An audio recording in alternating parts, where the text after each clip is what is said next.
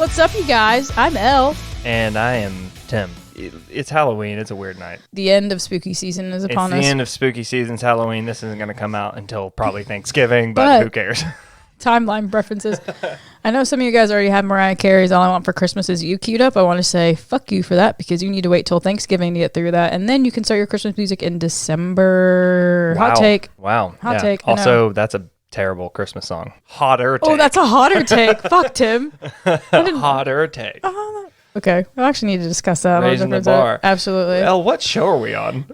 Tim, we're on episode 6. And if you like fries and gravy and cheese curds, well, you've landed on the right episode because today we're talking about Putin. Nice. So, or if you're from America, Poutine. So what you're saying is on today's episode of Where Does Food, the food podcast about history and food stuff, we're talking about Putin. Coming from, actually, fun fact, it's coming from Canada, Oh, Canada. I should wear my Canadian socks for this. But it's actually interesting because this might be, I mean, I'm not entirely sure what the rest of your food research yielded, but this might be one of the more later foods that we talk about. Like just as far as like timeline, because I feel like all the foods, right. all the foods we've talked about, the ancient Romans or the Greeks. Well, you know, the other half of this show theoretically is, you know, we talk about like, you know, if we like that food, if we eat that food, and how do we eat that food? You know what I mean? So that's like hypothetically, there is a second half that we can plug in when we don't get super, super deep into historical lore and being blown away, frankly. It's like, because we're learning as well. It's been fun, actually, yeah. Here we go. Putin. Okay, Tim, have you had it before? I have not. Okay. I have not. All right. Well, I want you to try it, man. We're about to book the next flight to Canada. I haven't traveled north that many times, and honestly, I probably could have found it when I was in New York, and I just didn't think about it. New York, New you Jersey, know what I mean? Like it just kind of slipped my brain. Of all the foods to get in New York, that probably wouldn't be the first thing on my mind either. I was just worried about get that. You know, delis and pizza when I was there. Rightfully so, and hot dogs, as you should. Yeah, and hot dogs. So since it's Halloween, a little bit of dirty water dog. Dirty water dog, you know what I'm saying? I want the onions. All right, it's Halloween. So, how many monsters out of 10 would you give your Putin that you've never had before? And I like that you went really broad. How many monsters out of 10? Yeah, out of 10 monsters. The werewolves. Listen. I've never had Poutine, and I'm not changing it now. Listen, I've never had that, and I apologize to all the French people listening, going like, but it's not that. I agree. It's not Poutine, it's Putin. But it is physically impossible that you add just a banger of gravy, good crispy fries, and then some squeaky, bouncy cheese curds.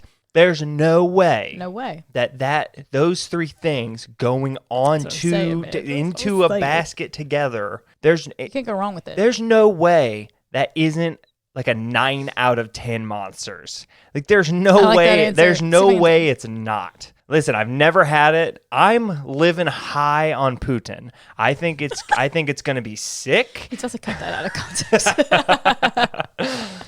I think it's going to be, I think the history's only going to embolden me, and we might, for the first time ever, get a 10 out of 10. Have a perfect food, and I think that would be nuts for season 1. So let's see, dude. I don't know. Tough crowd out here. Tough crowd. I don't know. I did the research, and I don't think highly. I don't know. The name of the change, and the 9 to 10. Man, I don't know. Okay, so I guess let's talk about. We've talked about what it is. It's what Tim said. It's French fries, gravy, and cheese curds. Sometimes you'll see a variation of it where it's just French fries and cheese curds, but as per the native Quebec. Wait, who's doing just the fries and the curd? Per the native Quebec, they're like, that's not.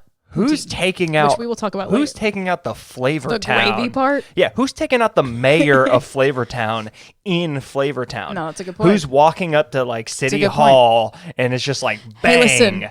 Get the mayor out of here. What are you doing? Not Guy Fieri. Keep the gravy. No, it's crazy. I know the gravy. You need that sauce. So the funny thing about it is that I have my own personal opinions about this, but there's one thing is for certain is that it came out of Quebec. Quebec, Canada is where Putin originated from. Granted, I looked it up and I didn't know if Quebec is massive. Like Okay, Canada is massive. Can I challenge your research a little bit? Yeah. What kind is it? Like a specific gravy? Do you know if it's like Usually it's a brown? It's a brown gravy is usually Okay. where it comes from, but of course you're gonna have people with the variations, Yeah. which we'll talk I about in a second. swear, if anyone ever puts like pepper gravy on that, I'm not gonna the same. lose my It's not mind. the same. And what are you doing? It's not the same. Turkey gravy, I can see. Maybe like a chicken gravy, just because those are lighter. But like, Yeah, no, that's probably I like that. I've always seen it with like brown gravy or what looks to be brown gravy. No, it's funny you Like, say that, For the 'cause most part, that's There's what a variation where it's that gravy and then it's chicken and peas instead, which again, but yeah. Okay. So yeah, Quebec is where the overall origination, but the origin story is kind of funny. So I'll do it timeline wise because I feel like that makes more sense and kind of narrows down who's really the one who did it. But I'm Yeah. gonna let you decide. Okay. Oh, Ooh, interactive. I know. Choose your own adventure. So in 1957 in Warwick, Ferdinand Lachance said that he put cheese curds and fries in a paper bag after one of his regulars, Eddie Linnaeus, was in a hurry. Apparently, Lachance remarked something along the lines of "this poutine," which was Quebecois slang for a mess. So regular comes in, bro, I'm in a hurry. I want my curds and my fries, Okay. no gravy, Right. in a bag out the door. Well, it's not Poutine.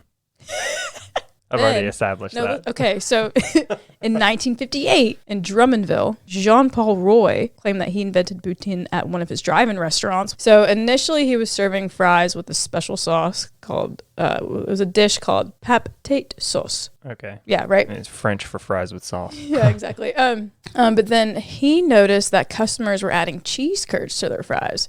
So then from that, he added it to their menu under the name fromage patate sauce. So it sounds to me like it's the customers that are creating. And, okay, listen, and I'm going to give that guy the credit for poutine. We're not done yet. There's one more There's origin. One more origin okay. story. That's what I'm saying. I'm jumping ahead. See? Well, then it's going to be option C. It's always C. Go I with don't know, C. though. I don't know. Okay. So this was in 1966. This is technically 8 years after our boy Jean-Paul Roy and his customers were adding everything together and he had it on his menu, right? So this is 9 years after the initial fry and curd guy. Exactly. Without the gravy. Yeah, and then, okay. Wow. So in Princeville, and this one threw me for a loop because at the restaurant La Petite Vache, the location of the restaurant made it ideal to use the Princess Cheese Dairy, which was a dairy there. It produced the actual curds but had nowhere to sell them. So then the dairy sold them to the restaurant. And so when a customer ordered it, they would get the bag of fries and then a separate bag of cheese curds that they would mix together on their own. So out of the 3 origin stories, option B is the guy who made the him and his patrons made Jean-Paul Roy. I agree with that. Poutine. Because technically the first guy, it was, again, customer. Listen, I'm all Technically for... it wasn't gravy, though, so it wasn't I'm all for the, over time it becomes, what we know as the modern version. But, if you're asking, first of all, it's a modern dish. All that shit's in, the 20th century. Yeah. So, it's a modern enough dish that, I think I can just say the one that is poutine. You know what I mean? The one that has the gravy, the curd, and the fries, that's the one because obviously that's the one that everyone eats now. Unless there are, I guess, a few places that aren't serving them with the gravy. Psycho. So those were the 3 origin stories. I think we've agreed. Jean-Paul Roy was the guy who did it. But overall, Mr. Roy. Of course, it was a Roy. So overall, in about 1969, it came to Quebec City. Before then, it was just kind of in the smaller rural towns. And then we, in 1893, in 1983, it was hitting Montreal. And so, Damn. I know, that's what I'm saying. I didn't realize. Damn. And yeah, no, it's great. And imagine we've all of the this is blowing my mind because That's all what the I'm foods we've been saying. talking about are old. I mean, also two of the foods were just like animals. Yeah, so it's just wild to hear yeah, and then the city of Montreal in 93. Yeah. The year Blade dropped. Montreal discovered Poutine. No, that's what I'm saying. That's what really threw me off about researching this because it's the youngest food I think that we have in our block. Well, it feels like a modern food. Yeah. Though. You know what I mean? I think it's just surprising because we're having culture shock. we are. We're going from the 14th century. Egyptians. Electricity wasn't even around. Yeah. The Egyptians muddled it down and sold it to the Middle Easterns. And on the Silk Road. Meanwhile, we're like, yeah, so... Yeah, so in 93, a dude flew it to Montreal after he deep fried it in the electric fryer. We love it. God bless. That's what a fucking Marvin model. In a McDonald's. The electric fryer. No, it's funny you mentioned our franchises. So as always, it was a popular street food, and then it started to become offered on chip trucks or wagons, which were aka just potato shacks in Quebec and Ontario. And then initially you had it in what they like to call small greasy spoon diners, which those are probably some good ass food in there. Pubs. You walk in, you just get a spoon and grease. It's like warms for the soul. Again, the chip wagons, and then my personal favorite, you could get it at hockey arenas. So then we fast forward to how it became kind of like... Let's fast forward from 1993 to 1996. I'm like, actually, wait. In that case, we're actually going backwards, so my apologies. Oh, yeah. Yeah. Okay. 1985 is when, in Canada, there's a franchise called Fritz, Frits, is when they first sold Poutine, like, commercially in that aspect. In 1987, Jean-Louis Roy, a Burger King franchisee, convinced BK to throw it on their menu. And it obviously only in Canada. Right. It did well. Regionally. Did really well because in 1990, McDonald's then added Poutine to its menu. Hell yeah. And you know they did it better than BK. You know they fucking crushed it. You know they did it better than BK. And then in 1992, Harvey's, which is a Canadian-based chain, also added it to their menu. And I mean, from then on, that's how you get the commodification of food. Yeah. Our franchises, baby. Franchise. Capitalism. Our chain restaurants. Capitalism, baby. So separate the worker from the means of production. Just get them pressing buttons and scooping gravy. We love it.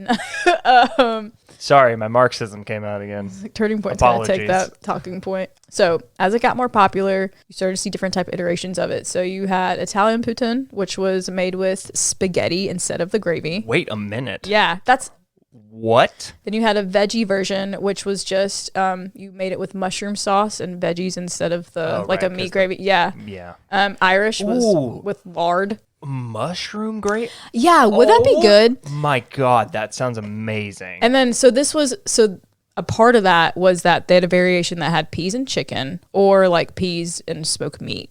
Okay. So like a smoked meat with little combination. To me, that's making it too much on my end. But the mushroom gravy, that's like the perfect alternative. I love mushroom gravy. It's like if you want like just your classic like poutine, cool, get your brown gravy. Yeah. If you want like poutine with a little bit of extra, that's savory. That's a little earthy. Fucking mushroom gravy. I like that. He's so good, right? I like that. Yeah. Spaghetti? Sketty. What are some other variations? Is that it? Well, not to be left out. Boy over here in the United States. Yeah, I was going to say America did something. We had our own version. Came around in the 1970s, but was buzzing since. It was called disco fries, Tim. Right. So all we did, here's what we did. We put some fries. We put like cheddar cheese on it. No, American cheese on it. No? Mozz. We actually put mozz on there. Okay. So we put mozzarella Shredded on mozz. And then we put like some mayo and some ketchup mixture on top of that. And we were like, ooh, disco fries. Okay. Sorry to cut you off from actual history. Here we go. Yeah. Well, I mean, they got their name after people were slamming Coke down at the disco and needed to get some late night food to sober up. So the main difference is that, though, it's just mozzarella cheese instead of the cheddar cheese curds. So it's still the brown gravy and the fries, but there's mozz on there. That's a weak attempt. I'm kind of disappointed in America. You get New York, New Jersey. I'm disappointed in America. Are you surprised? Well, actually a little, because I don't know, man. Like America, typically they're very they'll step their game up a little bit. Yeah, we're typically we're the over the top people. We're in my world, America's first take on poutine. If you were to be like, oh yeah, well America adopted it at some point in late 80s, I'd have been like, okay, in my world. It's like, okay, cool, fries with a cheese sauce instead of the curds, and then they added a fry sauce that's mayo mustard based. You know what I mean? It's really funny you mentioned that, Because in my research, they compared the Wendy's like fry Baconator situation to that. So they put fries and they put that whatever cheese sauce Wendy's has, and they put bits of bacon on it. That was what I saw, and I thought that was very funny because I did not actually include it into my real research in here because it's, it's what you said. It's not. But yeah, we have that attempt, but the disco fries is where we were at. But listen, real quick, I also just want to touch on the biggest reason there's such disappointment behind that mozzarella. It's like swap out is shredded mozzarella. So like instead of like a gravy swap out, or even to the extent of like adding like a chicken and peas, like because gravy and chicken peas works like. The biggest thing is when you switch out the cheese, and I'm going to go out on a limb and say when you switch out the fries as well. Poutine, the reason why it works as a food is because it's texturally complicated. Like, you get those little, because your like the fries that get the gravy on them, they'll kind of soften up, but you get those little crispy ends that aren't covered. And then you get that beautiful, like, squeaky cheese curd. And there's a lot of texture. There's a lot of toothiness and bite to it, along with that super crispy, like the crispy fry ends. Oof. So I think there's just, like, so if you mess with, like, to me, it's like the gravy is where, like, a lot of that flavor comes from. Yeah. Like, fries taste good. Don't get me agree wrong. with that. The gravy is definitely But the gravy is, like, where you get all that savory, salty, just good flavor coming through. And then the cheese curd is just extra fat in texture, and the fries are also, in a way, fat in texture because they're deep fried. But like, so to me, if you take away the fry, you're taking away some texture. If you take away the cheese curd and put mozzarella, you take away that texture. Yeah. Like, that shredded mozz is not gonna, cheese curds, like the cheddar cheese curds, also have more of a flavor to them than mozzarella, because mozzarella is just a plain Jane cheese. It's a great cheese. Nothing against mozzarella. It's just like as far as mad at you for that. as far as flavor goes for a dish like Poutine, it just doesn't fit for me. That's okay. No, I'm with you there though. It's like you said, the complexity of the taste definitely changes when you add just shredded mozz versus a fried cheese curd. So yeah, let's go to the long time of the early 2000s. Feels like forever ago. Oh yeah. So in 2002, hype music was at an all-time high. Like actual air horns in the song. Boy bands were fading out, but that's okay. They were around a couple of years before. So. So in 2002, Chef Martin Picard introduced the foie gras poutine. So I had to double check on that. Foie gras is a liver of a goose or duck that has been fattened by force feeding. Oh. A process of force feeding. Yeah. Poor duck. It's considered a delicacy in France. Yeah, dude, listen. France does not fuck around when it comes to food. No. They don't give a fuck about them animals. No. Maybe you should a little bit. I think it's force feed. I think it's okay. Animal. I think it's okay to like care a little bit, guys. But French cuisine is like historically known to like they will do whatever to make some fine high end food. And like, how good does it taste? Oh, I'm sure it's delicious. Fatty, delicious, irony liver, just very earthy, kind of just grounded. Creamy, but it's got that. Oh yeah, keep going. Food porn. Let's go. Let's. We're gonna podcast after dark. Yeah, we're gonna take you deep on this one. We're gonna talk about fatty duck livers. I'm leaving. Okay. Have you ever overfed a duck before? Yeah, I'm leaving. She's wearing a Mighty Ducks jersey in front of me right now. Yeah, I'm just looking at this duck, and he just looks like the coolest duck on the planet. And then I'm just sitting here talking about killing him by overfeeding him, and it's making me sad. You should. A lot of emotions going on. Either way, he created a poutine with that. Yeah, and apparently that's what has escalated poutine to a fine dining experience. Why do you need it to be fine dining? Bro, I don't know. It is like I don't really know. It's a great question. It's the antithesis of fine dining. Like, again, this was literally started in the it's a street Quebec. Food, man. Yeah, it's a street food, exactly. Like, whatever, dude. People applauded him because they were like, it's a mixture of high end and street food dining, and it's like, all right. I mean, that's kind of okay. Let's be a little pretentious. Listen, Elle and I are poor people. We don't understand that. The pole. You know what I mean? Yeah. Like. Not to speak for Elle, but anytime we get to that arena where they're like pinkies out, you know what I mean? And it's like way above us, bro. It's like, dude, Go fuck Yo, yourself. like legit, like that will never hold a candle to me drunkenly ordering greasy fucking street food. You know what I mean? So like, buzz off. Buzz off, boys. Thank you. Also, you're overfeeding ducks. It's rude. It's really weird, honestly. It's force feeding. Anyways, so yeah, kind of all encompassing with poutine. So what we were talking about earlier, some recipes don't use cheese, but again, most Quebec would be like, that's not poutine. So don't know, fuck you guys. But Saskatchewan is one of the few places that will use shredded mozzarella in their poutine. I don't accept. I like that I'm like bogarting poutine. I love it. You haven't had it yet. Yeah. Some people were like, let's use sweet potatoes as a healthy alternative, which That doesn't make any sense. No, but that does lead me to my next point about Putin and how like politically controversial it has been. Yes. What? This is something else that was different from the rest of our research. What? Yeah. So just quickly, I'm sure there was other things that happened, but these were kind of the main ones that I came across in my research. So in 1991, the Quebec premier, Robert Bourassa, he sidestepped a CBC journalist asking if they enjoyed Putin. It was that much of a, like, as my political representative, or do you like this meal? Oh, and this was 91? This was in 91. 91. Then wow. Yeah, right? So and again, it hadn't been like that commercialized for that long at that point, but people just fucking loved it. Yeah. Then, about a decade later, the Quebec premier Jean Charest said that they loved Putin so much that they ate it as little as possible. Take that for what you will. In 1994, the Reform Party leader Preston Manning attempted to improve his anti-Quebec image by being photographed eating Putin at Ben's Deli in Montreal. The Québécois pointed out that Ben's was actually famous for their smoked meat, coining him to be ignorant shit of Quebec culture. No. Yes, fucking way. way. That's one of my favorite stories I read, actually. No way. Yes, way. Wow. He just trumped with a taco. Yes. Yeah. He did it. He was one of the first. He was really one of the first. Our 1994. Politics are so wild. It's fucking just weird, dude. It's just like, oh, you know what will really help my stock with my my constitutes is if I look just like I like their local food.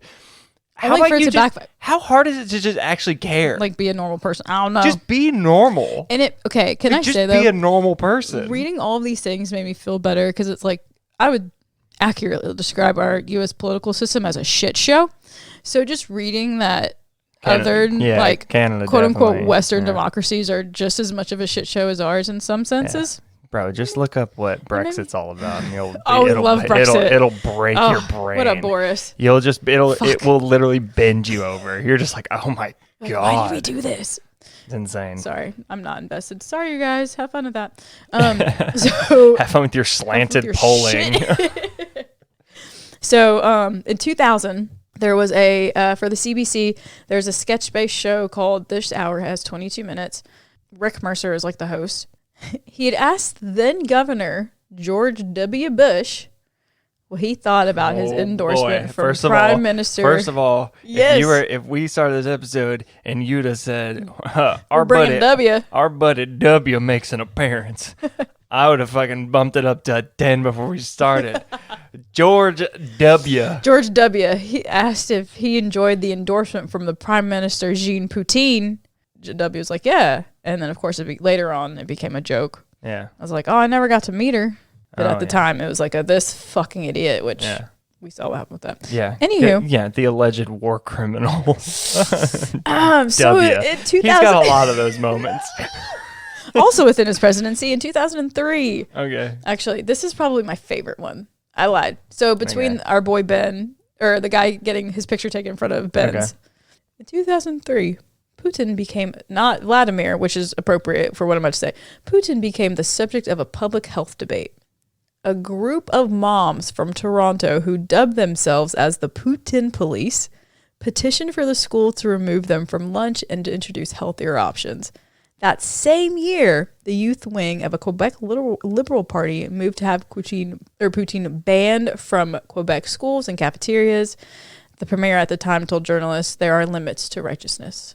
How do you feel about that? Well, the fact that they dubbed themselves the Putin Police. Yeah, everything about them is terrible. I'm not saying them as an organization. How do you feel about being on a child diet that hard? Because I'm gonna go ahead and here's some this is a food show. Here's some things. Yeah. Here's some things about food that bother me a little bit. Is every initiative in the states that has like lessened cafeteria food in our public schooling system, it's terrible. It's terrible. We instead of replacing foods that were better made, we replaced them with like really shittier foods, really bad, like super preserved, like super processed, healthy air quotations alternatives. It's like how and I was still in public school when that change happened. Yeah. That change happened in like from the 08 like to 09 to 10 era. That was like Michelle Obama's big.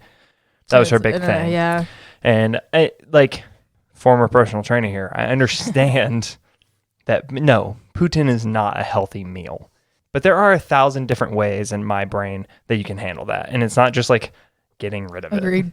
it. Like I get like drop it down to once every couple of weeks. Like don't make it available every single day. And again, like make it in an upcharge. Like there's 1,000 ways to like deal with that.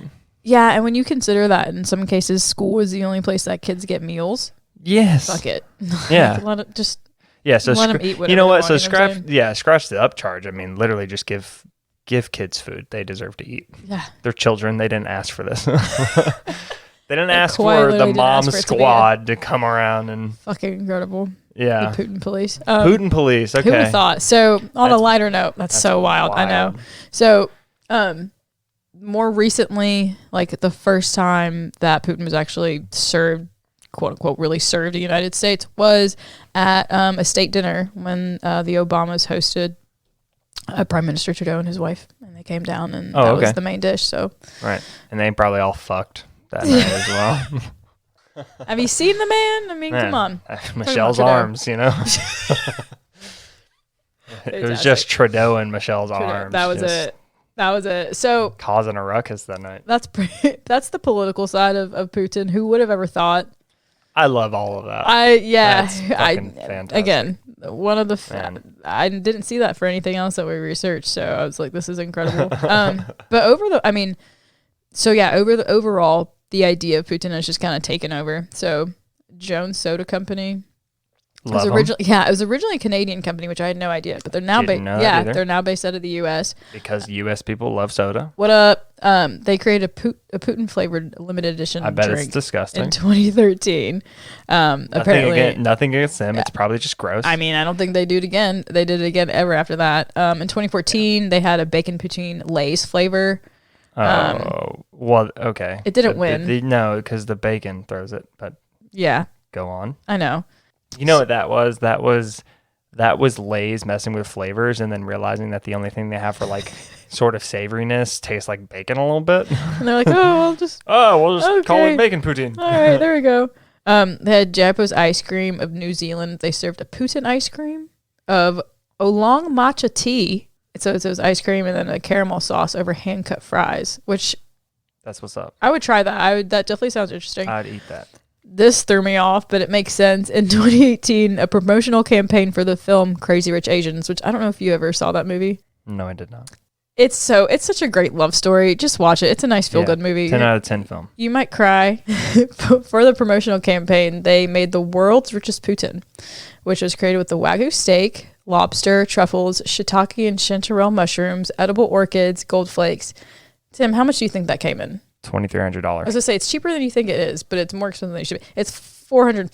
$450 for fries, gravy, and but people were probably more familiar, which again, this is appropriate, with seeing Poutine because we got the Hockey World. So in 2018 and 2019, that St. Louis Blues team, Joel Edmondson ate poutine from the Stanley Cup.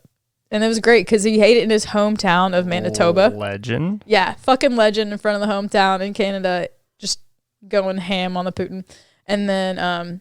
what would you call that? It's not a shoey. What would you call that? Eating out of the Stanley Cup. That's a great, I don't know, a flex. I have no clue. Our boy Matthew Joseph, who's also a Quebec native, who plays for Tampa Bay. he also ate Putin out of the cup. So that's legends, just absolute legends. So yeah, that's pretty much Putin to sum it up. It's just, again, fries, gravy, and cheese curds. But like, there's what a ride we just went on. I know. That's what I'm saying. From like having to decide the origin to like the politics. Oh my goodness! It's such a simple food, and it's what a ride. What a ride! What a good time that was. How many? You started out with 9 out of 10. Listen. So we bump it up. I mean, I mentioned W. I did mention W. Listen, I can't give it a perfect 10.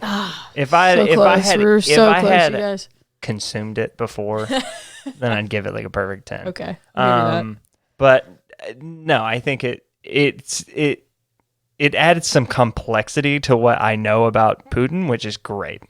I do enjoy that. I'll bump it to like a 9.5. Okay. 9.5 monsters. I did go up. I'm not going to go down. I was going to say, yeah, you did go up. So I think that's so the win. perfect 10 will happen once I eat it. Yeah. I mean, I know how to make it. So maybe I could just... No, dude, we're just going to Canada. Maybe I can just make it. Like, I know how to make it. Delicious. Yeah, I can just track down some like really quality cheese curds. Yes. That's all you need. That's all you need to do. That's like the hardest thing to find. Making the gravy's easy. So yeah, I'm gonna try to find you some cheese curds because I want to eat that. Yeah. All right. I mean, have you ever had Putin? It was like this, like a variation of it. I mean, I haven't had it from Quebec, Canada, or Canada in general. I feel like that's gonna be the place. A lot. No, let's go. Okay. I think we're allowed to go to the country now. I think they're letting us in. Oh, okay. Yeah. Let's go to Quebec. So we can go. All right, guys, we'll be back. Yeah, we'll be back, and we'll update you guys whenever we have our food. We'll be back in an hour. Hyperloop just got set up. So. Hopping on that train. All right, guys. Well, let's tell you what. You guys let us know if you like Putin, or if you also still call it Poutine. No, yeah, that's the which way I was going back and forth the entire time. So that's exciting. Now you guys let us know. How do you let us know? I mean, that's crazy. Tim, yeah, guys, go to Twitter. Go to twitter.com, the bird website, and check us out at Where Does Food. Yo. That's our handle, at Where Does Food. I am at Tim Wehunt. L is at El Chapo. Yeah, L with 3 underscores. Yes. And then Chapo. Just the letter L. Yes. Yes. Just the letter Keeping L. it simple. Except for the underscores. Except for the underscores. Good luck. Yeah, so you can find us there on Twitter. That is the site that we use the most. So that is the one that we run that on. You can also check it out on anchor.fm/where-does-food. Yes. And you can check us out there. That's the home. That's the home. That's where we live and we love and we learn. Okay. And we laugh and we turn into, I don't know, Midwestern white people. It's Halloween. That's what we're dressed as. Yeah, technically. Yeah. So no, you can check us out there. We have a supporter button there, and we're gonna be giving off bonus stuff. So you can support us that way. Check out all the extra stuff. You can also find us on Spotify and Apple Podcasts. Guys, if you're on Apple Podcasts, leave a sick review. You know what I mean? Just put a sick review down. The better we do there, the better we do on the being discovered thing. So have fun with that. We're also on CastBox. We're in a lot of things. So you can find it. You can probably find us. But, like I said, go follow us on Twitter. You'll get updates on there. And you can also interact with us. Is that the outro? Did I just crush that in 45 seconds flat? Peace, my dudes. Yeah.